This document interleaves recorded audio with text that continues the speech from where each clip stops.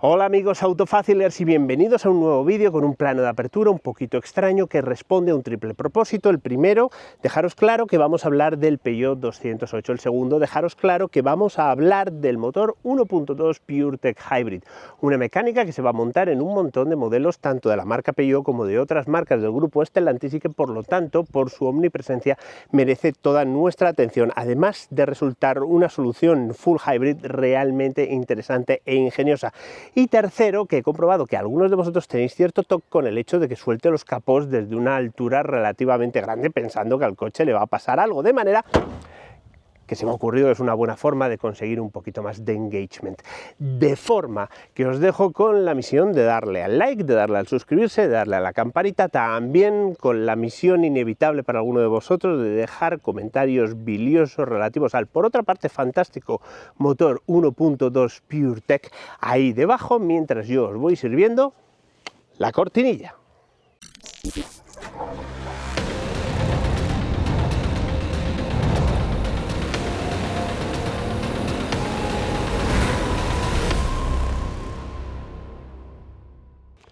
Bienvenidos de nuevo junto a este 208 1.2 PureTech Hybrid con motor de 100 caballos y acabado GT. Como podéis ver, se trata de un modelo urbano, 4,06 metros de largo con una batallita de 2,54 metros que autoriza unas plazas traseras no muy grandes y un maletero de 309 litros, en parte conseguido con un suelo que está sensiblemente por debajo de la línea de la boca de carga. Puede ser un problema a la hora de extraer objetos muy pesados.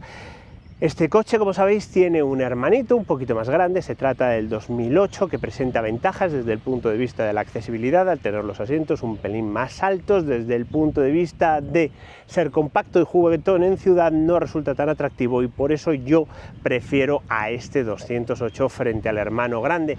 A ambos les pasa una cosa: han sufrido un restyling. Peugeot ha incorporado un montón de rasgos de diseño característicos de la marca que ahora guarda bastante coherencia, como por ejemplo la parrilla, los colmillitos delanteros, las luces traseras, etcétera. Como el coche es pequeñito, todos esos elementos estéticos se han tenido que condensar mucho y creo que eso da como resultado un vehículo que tiene un aspecto bastante atractivo. No parece lo que podríamos denominar la entrada de la gama, sino un coche que ha sido bastante bien decorado y eso me gusta.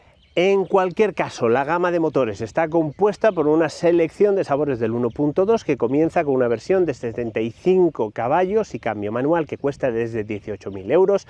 La que tenemos hoy aquí, el 1.2 Hybrid con cambio automático, obviamente acabado GT y 75 kilovatios de potencia, que se traducen, si redondeamos bien, en 101 caballos, según Peugeot 100 caballos, cuesta 25.700 euros, tiene una versión un poquito más potente de 136 caballos, es decir, 100 kilovatios, aquí sí que hemos redondeado bien, que cuesta solamente 1.000 euros más. También hay que admitir que la diferencia de prestaciones entre el 136 y el 100, especialmente con esta carrocería tan ligera, no es muy importante. Para aquellas personas que no vayan a realizar con frecuencia adelantamientos en vías de doble sentido, creo que esta versión de 100 caballos es la más razonable. Obviamente está disponible en otros colores que no son este blanco, como por ejemplo un azul muy interesante o obviamente el que más os gustará, el verde lima.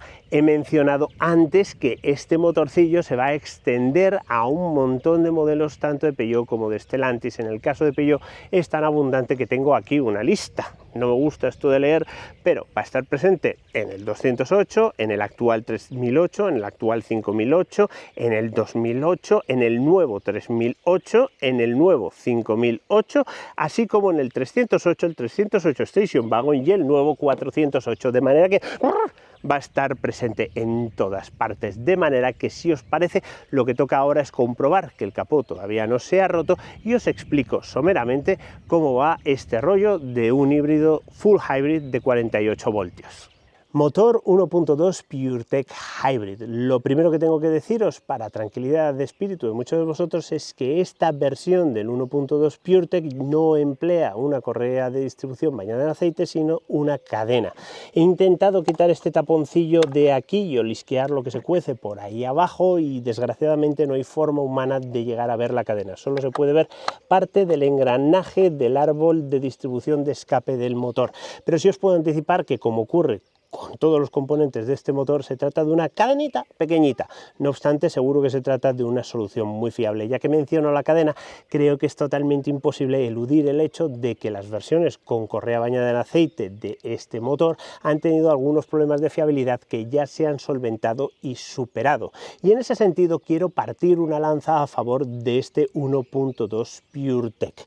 Esencialmente estamos ante una versión con 3 cilindros del 1.6 HPI High Performance Injection que desarrollaron Apache, PSA y BMW, con un montón de input de BMW.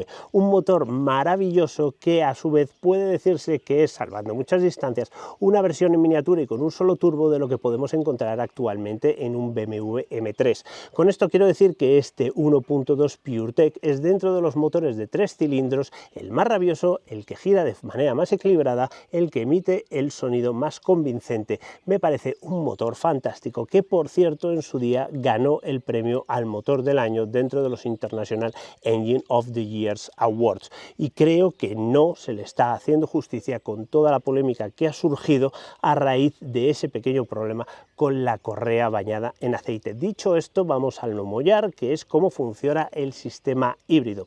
Tenemos dos partes. Tenemos por un lado el motor térmico y por otro lado tenemos la caja de 6 velocidades y doble embrague.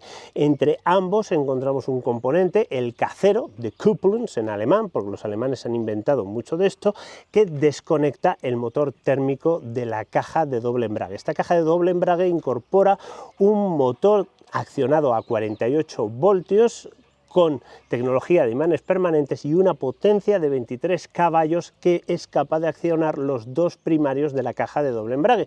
Ya sabéis que las DSG o DCT, como lo queréis llamar, tienen por un lado en un primario las marchas impares y por otro lado en otro primario las marchas pares. Además, este motor, el 1.2, tiene ahí abajo en la correa de órganos auxiliares lo que se llama ISG o Integrated Starter Alternator, un dispositivo que sirve tanto para generar energía eléctrica como para arrancar el motor y que sustituye a la combinación de alternador y motor de arranque que encontramos en un coche convencional. La conjunción de estas dos cosas, desde el punto de vista de la topología, se llama sistema híbrido paralelo en P0 más P2. P0 corresponde a la posición del ISG, P2 corresponde a la posición del motor eléctrico en la caja de doble embrague. Además, todo este sistema está complementado por una batería de 48 voltios y aproximadamente 0,6 kilovatios hora que almacena la energía que se recupera durante la regeneración y la proporciona para conseguir la propulsión 100% eléctrica o en paralelo con el motor térmico. Y ahora viene la cuestión: ¿en qué se diferencia este sistema PureTech Hybrid de otros sistemas de 48 voltios que esencialmente sirven para conseguir la etiqueta eco y proporcionar un leve empujoncillo en algunos momentos de funcionamiento del motor térmico? Pues la diferencia reside en la posición del motor eléctrico. Esos sistemas de 48 voltios que normalmente llamamos microhíbridos tienen el motor eléctrico grande en la posición P0, como tiene este el ISG, o en la posición P1, es decir, directamente engranados al motor térmico. Eso les impide funcionar en modo 100% eléctrico, es decir, sin que el motor térmico esté funcionando, y eso les resta gran parte de las posibilidades de conseguir una elevada eficiencia. De esta manera, el 1.2 PureTech Hybrid, aunque es un sistema híbrido de baja tensión porque funciona a menos de 60 voltios y los cablecillos que llevan la electricidad son de color morado en lugar de color naranja, y eso simplifica mucho los procedimientos de homologación, es un full hybrid, es decir, es un coche que es capaz de Primero, arrancar en modo 100% eléctrico. Segundo, recorrer en ese modo 100% eléctrico hasta 1000 metros. Tercero, y siempre que las condiciones sean favorables, porque al fin y al cabo 23 caballos no son la releche de potencia, propulsarse en modo 100% eléctrico hasta pasados los 100 km por hora. Esas condiciones obviamente son en estar llaneando o en pendiente levemente descendente. Además, como incorpora un sistema que es capaz de arrancar el motor instantáneamente y un embrague casero que es capaz de desconectar el motor térmico de la caja de cambios, es un coche que es capaz de funcionar a vela con el motor térmico desconectado durante gran parte del tiempo, por ejemplo, circulando en ciudad hasta el 50% del tiempo. De esta manera, aunque no se trata de un sistema híbrido tan ambicioso como un híbrido de alta tensión, como pueden ser híbridos paralelos coreanos, o un híbrido serie paralelo, como puede ser el sistema de Toyota, el sistema de Renault o el sistema de Ford, es un sistema que presenta una buenísima relación calidad-precio-prestaciones, consiguiendo, según Peugeot, reducir el consumo de carburante del 1.2 en 0,8 litros en un funcionamiento convencional y en hasta 1,6 litros durante la conducción urbana. Durante nuestras pruebas hemos conseguido que el consumo se sitúe sistemáticamente en el entorno de los 5,4 a 5,7 litros, con una salvedad, y es que este propulsor tiene un pequeño talón de Aquiles. El compresor del aire acondicionado no está electrificado, es mecánico. Eso significa que para disfrutar de aire acondicionado el motor 1.2 tiene que estar encendido, y eso significa que cuando esa reacción de fusión nuclear, que en estos momentos empieza a asomar por encima de los pinos y está a punto de caer sobre mi cabeza, comienza a calentar el habitáculo, el climatizador está obligado, pase lo que pase, a mantener el motor 1.2 encendido casi de manera continua, y eso se traduce en que cuando apagas el coche, primero, el porcentaje de kilómetros recorridos en modo 100% eléctrico tiende al 0%, segundo, las cifras de consumo que estamos viendo se incrementan de ese 5,4 que hemos podido medir en condiciones ventajosas, básicamente de noche o en alba, hasta llegar a un 6,2, o si circulamos a velocidades sensiblemente por encima de las legalmente establecidas, hemos llegado a ver, quiero decir, corrección, podríamos llegar a ver hasta un 6,7, que creo que es la máxima cifra de consumo que podemos encontrar en este 1.2. Y ahora que os he explicado con pelos y señales cómo funciona este pequeñín y hemos roto una segunda lanza, la de pensar que los coches híbridos a 48 voltios son totalmente inferiores y diferentes de los híbridos de alto voltaje, explicándoos que sí, existe una limitación de potencia para el motor eléctrico derivada de la intensidad que puede pasar por esos cables y derivada del hecho de que al no tener suficiente tensión y tener limitada la intensidad, tenemos limitada la potencia. Ahora que hemos roto esa segunda lanza, como decía, si os parece, voy a cerrar el capó fuera de cámara para que no sufráis, vamos al interior y os explico cómo es este 208, tanto por dentro como, y esto es lo más importante, en marcha. Bienvenidos al interior del 208, y como toda disertación sobre el interior de un Peugeot tenemos que comenzar hablando del iCockpit, es decir, el sistema de diseño ergonómico concebido para tener la instrumentación en una posición elevada y contar con un volante de diámetro reducido que presuntamente debería situarse por debajo de la instrumentación. ¿Cuál es el problema? Algunas personas, cuando encuentran su postura ideal de conducción respecto de los pedales en este coche, no ven bien la instrumentación.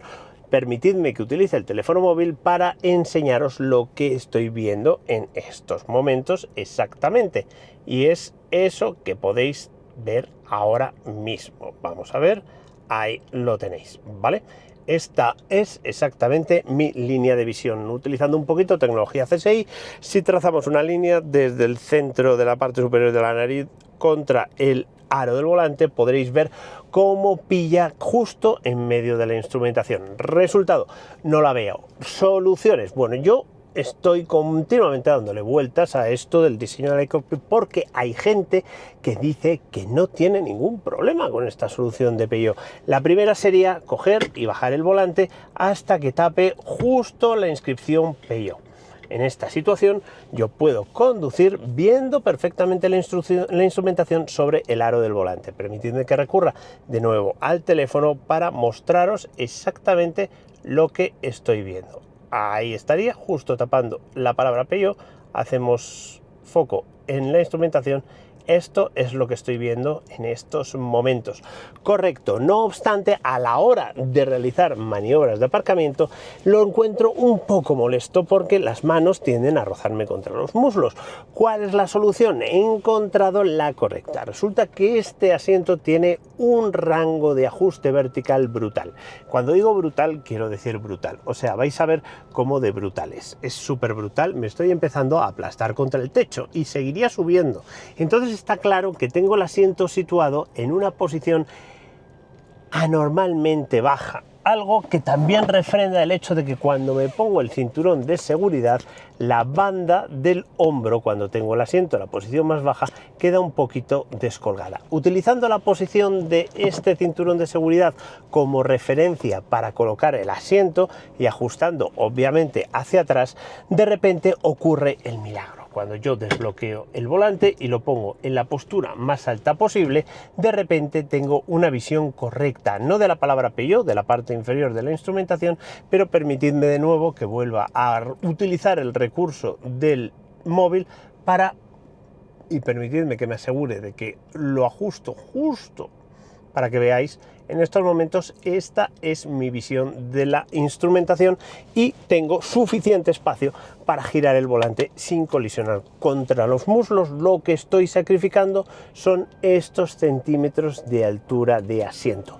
De manera que creo que esta es la solución con el iCockpit. Elevar un poquito el asiento, que al fin y al cabo está concebido para que gente de 2,10 metros, por ejemplo, también se pueda sentar confortablemente en el coche. Ellos son los que deberían utilizar la posición más baja posible del asiento, de manera que puedas ver la instrumentación por encima del volante. Superado el asunto del iCockpit, hay que admitir que el interior de este 208 está muy bien resuelto. Tenemos materiales blanditos en la parte superior del salpicadero, tenemos estas costuras en color dinema distintivas del acabado GT, tenemos estos asientos con una tapicería mixta alcántara cuero que además recogen el cuerpo de una manera muy agradable. Contamos con una instrumentación que además tiene algo parecido a un head-up display invertido, tiene una pantalla en la parte superior y un combinador entre la instrumentación digital que hay al fondo y nuestros ojos, de manera que es capaz de presentar la información en algo así como 3 dimensiones, que desde el punto de vista funcional no es muy útil, pero desde el punto de vista estético queda muy chulo. Contamos con un sistema multimedia con una respuesta fluida y en el que es fácil encontrar las cosas, y también contamos con esta zona de interruptores con un aspecto impecable. Hay algunas cosas que yo remozaría. Por ejemplo, aunque esta superficie imitación fibra de carbono está fantástica, hay muchas superficies en piano black y ya sabéis que este material tiene 3 inconvenientes. Primero, es prácticamente imposible mantenerlo limpio. Segundo, al intentar limpiarlo es prácticamente imposible no rayarlo. Y tercero, cuando la luz del sol incide sobre el coche desde las 5 o desde las 7, es muy probable que se generen reflejos molestos para el conductor. Probablemente, si no estuviéramos en la época del año en la que estamos, no diría esto, pero ahora, especialmente en verano, hace que tengas unas ganas desesperadas de lucir gafas de sol. Hay algunos aspectos que yo habría cambiado en cuanto a la ergonomía. Primero, Peugeot está tendiendo a una disposición de pantallas yuxtapuestas extremadamente esbeltas y estrechas, como podemos ver, por ejemplo, en el nuevo 3008. Genial desde el punto de vista de la estética, pero si algo nos han enseñado lanzamientos recientes, como por ejemplo los nuevos modelos de Cupra, es que conviene tener en la parte inferior de la pantalla un acceso directo permanente a las funciones de climatización. En el caso de este coche, coche, y cuando estás utilizando el sistema de proyección de Android Auto o CarPlay, si quieres ajustar la temperatura tienes que pulsar este botoncillo de aquí y entonces ya la puedes ajustar. Esa es la segunda cosa que cambiaría. Este botoncillo de aquí podría estar, por ejemplo, en el Off Climatización o en el Max AC y tener doble sentido para poder acceder directamente al que, no nos engañemos, es el control de climatización que más vamos a utilizar, mientras que cosas como el desempañado de la luneta trasera, bueno, no digo que no sean útiles, pero desde luego no son de utilización diaria.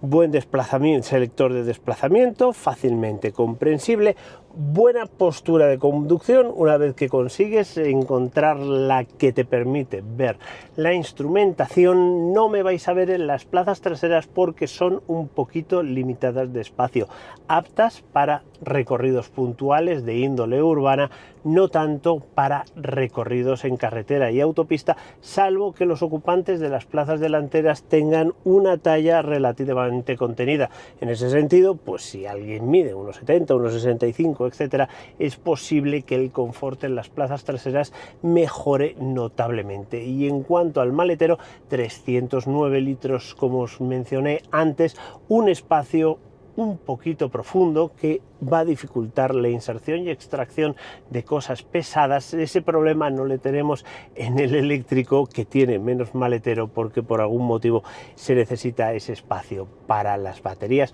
o para el componente que vaya alojado ahí. Y básicamente esto es lo que tenéis que saber sobre este 208, como os digo, en acabado GT, que de todos es el que recomiendo. Ahora, si os parece, vamos a ponernos en marcha para ver si este hybrid proporciona lo que promete, que es mucho. En marcha rápidamente. De entrada me he aplicado mi propia medicina, situando el asiento, siguiendo mis consejos, de manera que la banda pectoral pasa exactamente por el centro de la escápula. Si el pilar B estuviese un poquito más para atrás, apoyaría perfectamente en el hombro. Esta solución de no ofrecer ajuste en la altura del cinturón para invitar al conductor a sentarse correctamente es algo que BMW ha hecho durante un montón de tiempo y que funciona bastante bien. En esta posición soy perfectamente capaz de ver la instrumentación. Puede que en cámara parezca que estoy demasiado echado para atrás o cosas por el estilo. Tenéis que tener en cuenta que este objetivo es muy angular, de manera que las distancias son un poco confusas. Como podéis ver, con el hombro pegado en el asiento, el volante me queda incluso un pelín demasiado cerca, podría echarme un poquito para atrás. En cuanto a cómo funciona el coche, como siempre, dos áreas de comportamiento a evaluar. Primero, qué tal va el coche en general. Segundo, qué tal se comporta el sistema híbrido. La de la parte general vamos a hacerlo con la cara en plano. Cosas a evaluar. Primero, es un coche que se siente ligero y eso es fabuloso porque tienes la sensación de que es bastante ágil, algo a lo que contribuye también la rapidez de la dirección y lo pequeñito que es el volante. Afortunadamente el tren delantero es lo suficientemente informativo como para que seas consciente de cuando la adherencia empieza a agotarse y el truco de la agilidad va a empezar a flojear, de manera que en ese sentido ningún problema. ¿Son suficientes 100 caballos? Son más que de sobra suficientes. Este coche es perfectamente capaz de manejarse con un 12 en el velocímetro, con un 14 en el velocímetro, incluso con un 15 en el velocímetro. En este sentido, con el sistema híbrido tenemos una ventaja, y es el hecho de que, a diferencia de los sistemas híbridos que hemos probado en las últimas dos iteraciones de vídeos del canal, ya sabéis, los e-Tech del Captur y del Duster, aquí tenemos disponibles los 100 caballos permanentemente, independientemente del estado de carga de la batería, y cuando la batería está completamente cargada tenemos incluso 12 caballos extra, según la marca, que nos pueden ayudar a acelerar todavía más deprisa. Es cierto que no es un coche capaz de realizar aceleraciones fulgurantes en carreteras de doble sentido, de manera que adelantamientos como el que estoy experimentando requieren cierta planificación, y en ese sentido, como os decía, el 136 igual es un poquito más confortable. En cuanto al confort puro de suspensión, llevo nada menos que 834 kilómetros a bordo de este coche y os puedo garantizar que es cómodo, que uno se baja de tandas de 300, incluso de 500 kilómetros sin ningún tipo de cansancio. En parte es gracias a lo bien diseñados que están estos asientos. El nivel de sonoridad en el interior no es elevado ni siquiera cuando le exigimos al motor, porque como os he explicado, el 1.2, a pesar de tener 3 cilindros, no es ni chillón, ni vibrante, ni parece que venga, voy a hacer una reducción a fondo. Esta es la máxima sonoridad que vais a experimentar dentro del coche. Suena bien, ¿verdad? Vamos a volver a lo correcto.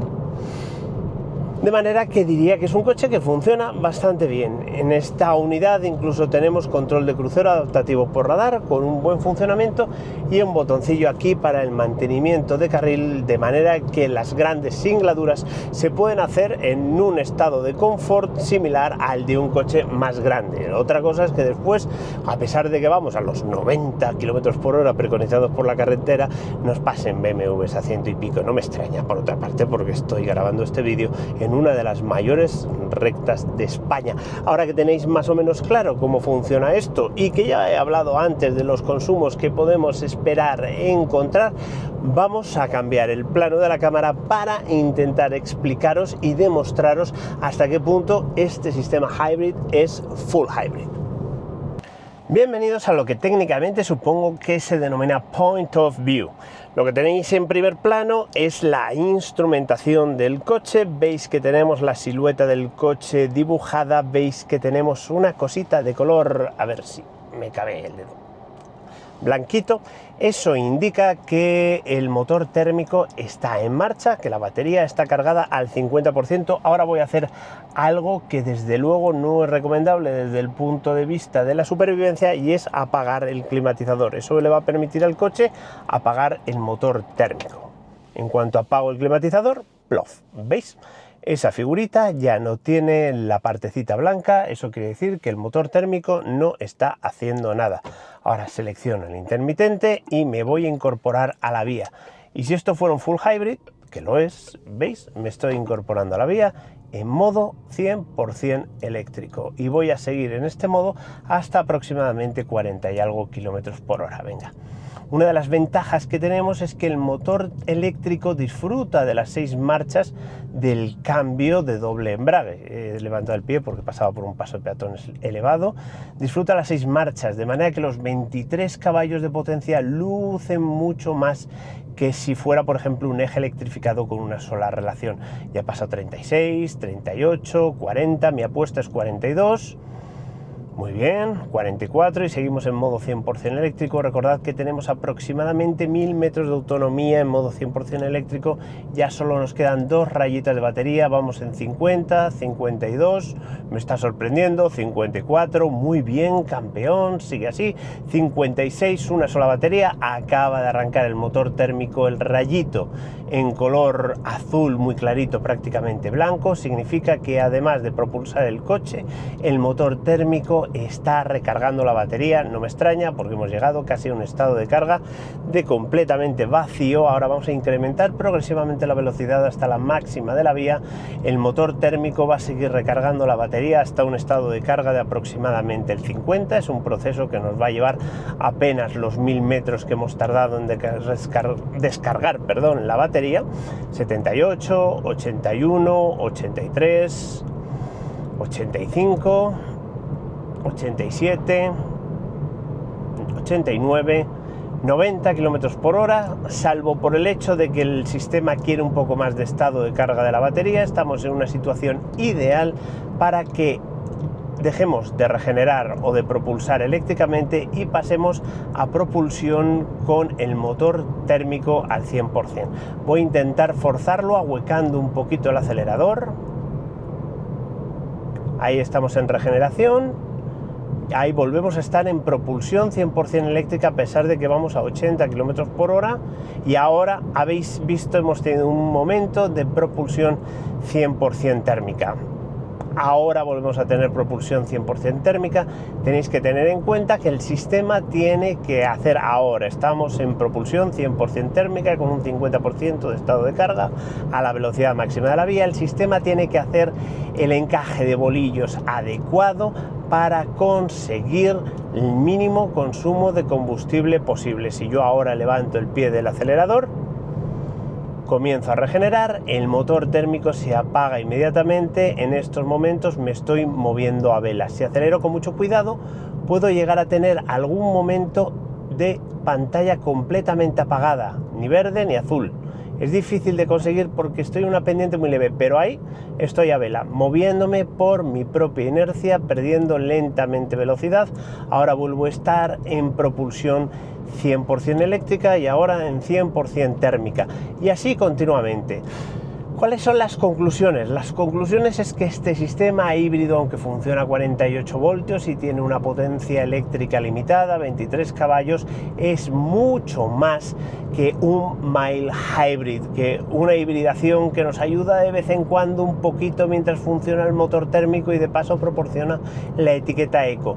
Este sistema es realmente un full hybrid, modesto, pero desde mi punto de vista que proporciona un equilibrio bastante bueno entre prestaciones y sobrecoste del sistema eléctrico. Creo que Peugeot ha hecho con los 48 voltios disponibles un encaje de bolillos bastante sofisticado. Si yo acelero ahora, veis, tengo propulsión conjunta, térmica y eléctrica, no puedo superar los 90 km por hora en esta demostración. Ahora volvemos a tener regeneración eléctrica con el motor térmico completamente apagado, y si dejo de daros la chapa hablando, podréis apreciar cuál es el grado de sonoridad que tenemos aquí. No os preocupéis que no viene nadie por detrás.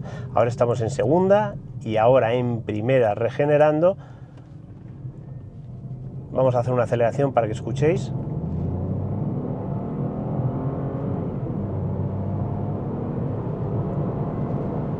Aceleración conjunta, térmico y eléctrico, con lo que han sido más de los 100 caballos nominales que proporciona el fabricante. Habremos llegado en algún momento antes del cambio de marcha a 112 caballos y habéis visto cómo la velocidad ha subido rápidamente.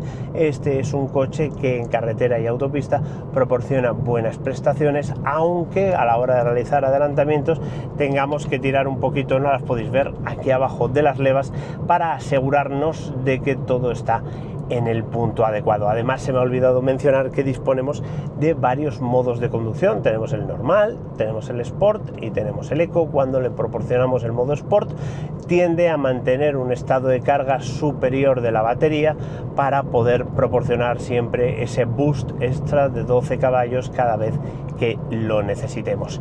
Y ahora que ya habéis visto este point of view, creo que ya estamos en condiciones de volver a la base para un veredicto.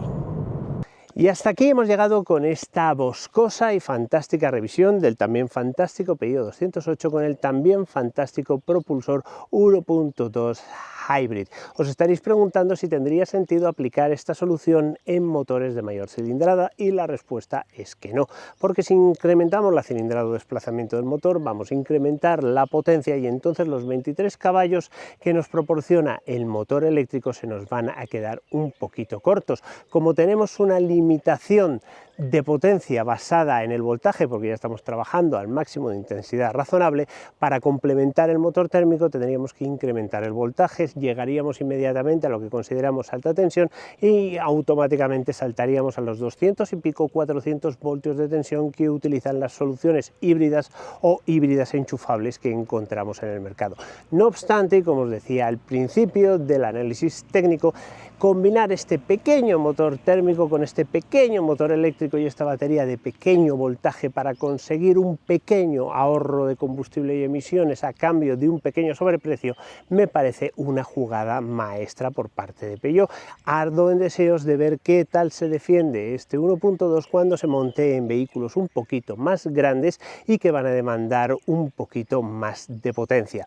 Si queréis ver cómo lo hace, Y si os ha gustado este vídeo, pues en conciencia y por vuestro propio interés deberéis darle al pulgar para arriba, darle al suscribirse y activar la campanita. Y mientras eso ocurre, ya sabéis que podéis seguir toda la actualidad del mundo del automóvil en todas nuestras redes sociales y también accediendo a autofacil.es, mientras yo, como todos los días, os digo lo de siempre. Muchas gracias por vernos.